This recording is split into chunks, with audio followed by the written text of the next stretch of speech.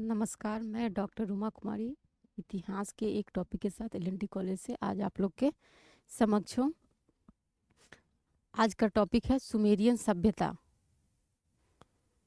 इससे पहले हमने आप लोगों को मिस्र की सभ्यता के बारे में बताया था। मिस्र की सभ्यता के अंतर्गत 4 बड़ी बड़ी सभ्यताओं का उदय हुआ था, जिसमें एक सबसे प्रमुख और सबसे बड़ा विस्तृत सभ्यता सुमेरियन सभ्यता को माना जाता है।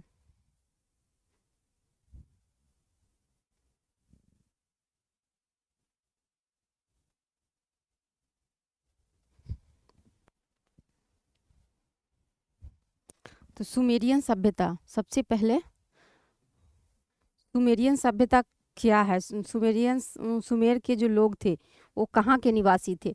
तो इससे पहले आप लोग ये जानिए कि सुमेरियन सभ्यता के जो लोग थे वो किस देश में था। तो इस मोसोपोटामिया में सुमेर की सभ्यता का उदय हुआ था। तो मोसोपोटामिया किसको बोलते हैं? तो मोसोपोटामिया दो शब्दों से, मोसोपोटामिया जो है सो मुख्य रूप से 2 शब्दों से मिलकर बना है, मोसो और पोटामिया। मोसो और पोटामिया का अर्थ होता है, पोटामिया का अर्थ होता है नदी, अर्थात 2 नदियों के बीच के भूमि को मोसोपोटामिया कहा जाता है।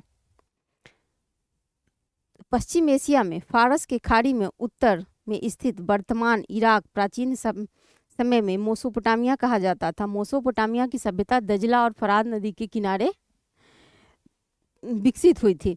इन नदियों के मुहाने पर सुमेरियन, बीच में बेबीलोन तथा उत्तर में असीरिया सभ्यता का विकास हुआ था। इन 3 सभ्यताओं को सम्मिलित रूप से मोसोपोटामिया कहा जाता है। अब मोसोपोटामिया का जो मोसोपोटामिया में सुमेरियन सभ्यता का जो विस्तृत रूप या जहां मानव सभ्यता का विकास माना जाता है वो लगभग 18वीं शताब्दी तक संसार के इस महान सभ्यता के ज्ञान से कोसों दूर था। 19वीं शताब्दी के प्रारंभ में इंग्लैंड व फ्रांस के पुराविदों ने इस सभ्यता को खोज निकालने में सफलता प्राप्त की थी। 1850 में अंग्रेजों द्वारा पुराविद में बिहुतीन के पास एक ऊंचे टीले पर ईरान, साक, डेसिया द्वारा उत्तीर्ण किया गया था। एक शिलालेख था, खोज निकाला गया था। इस शिलालेख पर फारसी और बेबीलोन भाषा का मिश्रण अंकित था। अथक प्रयास के बाद इसे पढ़ने में सफलता मिली और वहां से सुमेरियन सभ्यता की जानकारी लोगों तक पहुंचाया गया।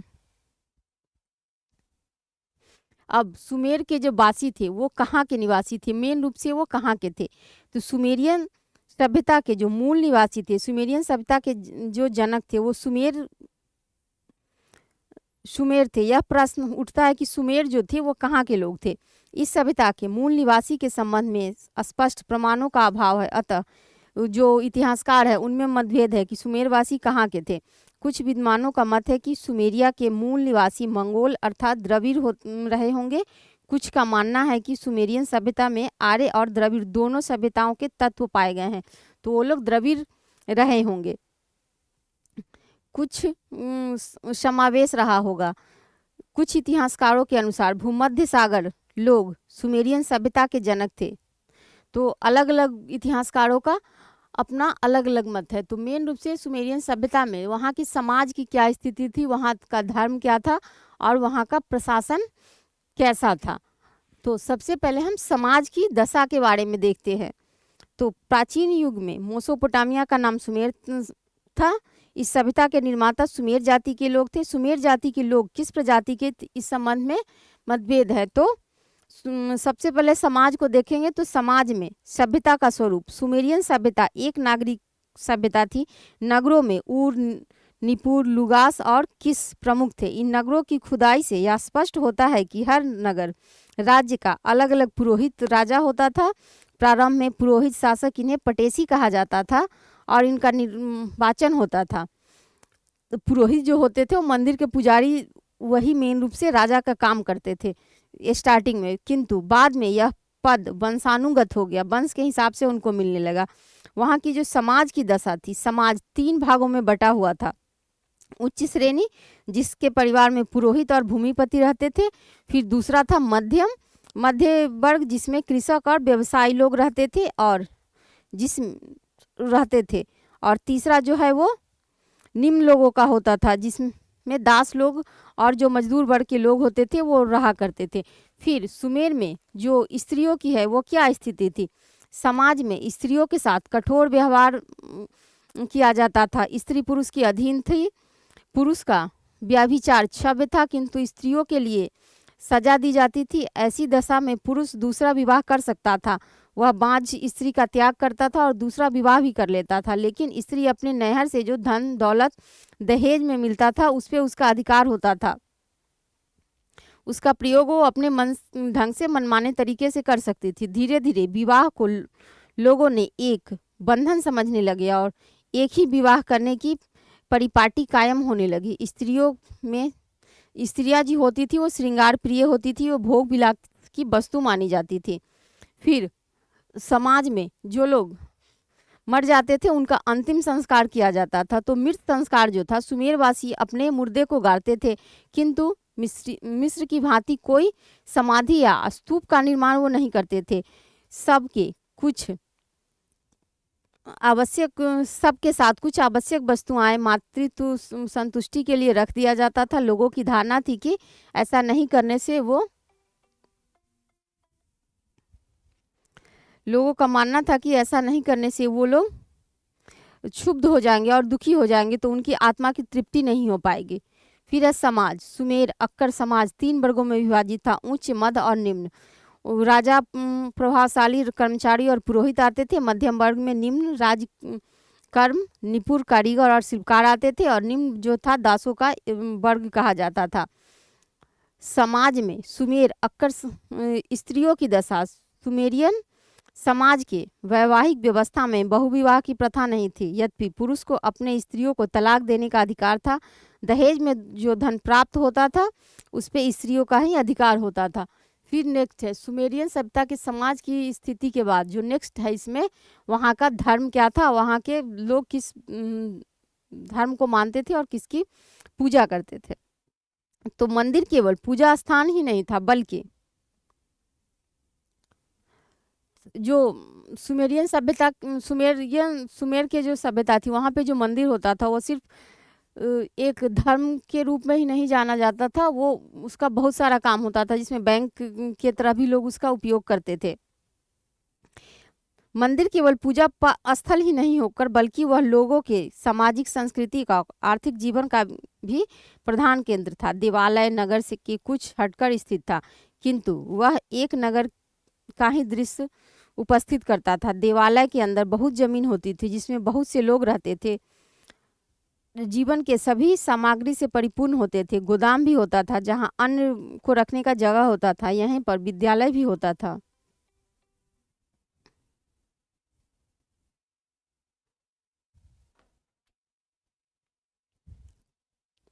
यहाँ पे विद्यालय और पुस्तकालय दोनों होता था। मंदिर में आधुनिक बैंक के कोई उद्देश्य थे। सुरक्षा की दृष्टि से लोग यहाँ अपने बहुमूल्य सामान को रखा करते थे। साधारण सूद या गिरवी पर भी लोग यहाँ सामान रखते थे और फिर उसको वहाँ से लेते थे। सुमेर में एक विशेष प्रकार का मंदिर होता था जो जिगरुत कहलाता था। इसमें स्तंभ होते थे और ऊपर जाने के लिए सीढ़ियाँ बनी होती थी जो लगभग मिस्र के पिरामिड से मिलती जुलती होती थी। धर्म का जीवन पर गहरा प्रभाव होता था। प्रत्येक नागरिक का अपना अलग अलग देवता होते थे। बहुदेव कर्मकांड की प्रधानता होती थी। सूर्य, चंद्र, आकाश, देव, वायु आदि की लोग पूजा करते थे। इन देवी देवताओं को मानवीय गुण अवगुण से भरे होते थे। उनमें भलाई बुराई करने की दोनों शक्तियाँ थी। अप्रसन्न रहने पर वे मानव का ही अहित भी कर सकते थे। उसके निवास के लिए मंदिर बनाए जाते थे। उसकी आराधना में रक्त, मांस, भोजन आदि चढ़ाए जाते थे। तंत्र मंत्र द्वारा देवी को खुश करने का प्रावधान था। पुरोहित लोग जादू टोना का प्रयोग करते थे और भविष्यवाणी भी किया करते थे। अब धर्म के बाद तीसरा है इसमें प्रशासन। तो प्रत्येक सुमेर वासियों का जो प्रशासन था, प्रत्येक स्वतंत्र नगर राज्य का शासक एक राजा होता था जो पुरोहित राजा या पटेसी कहलाता था राजगद्दी ईश्वर प्रदत्त समझी जाती थी। राजा के कई अधिकार और कर्तव्य थे। वह नागरिकों के जीवन, माल और अधिकारों की रक्षक समझा जाता था। नगर राज्य की रक्षा करना उनका प्रधान कर्तव्य था। शांति व्यवस्था कायम रखना और कर वसूल करना।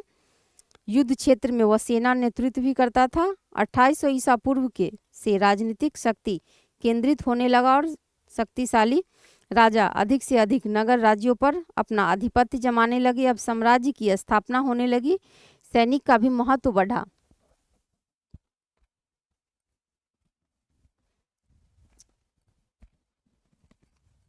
सैनिक का भी महत्व बढ़ा और राजा युद्ध में अधिक दिलचस्पी लेने लगा। युद्ध में तलवार की प्रधानता थी और निर्दयता पूर्वक लड़ाई लड़ी जाती थी। बहुत से विजित को दास बना लिया जाता था और कितनों को बेच दिया जाता था, कितने को मार डाला जाता था।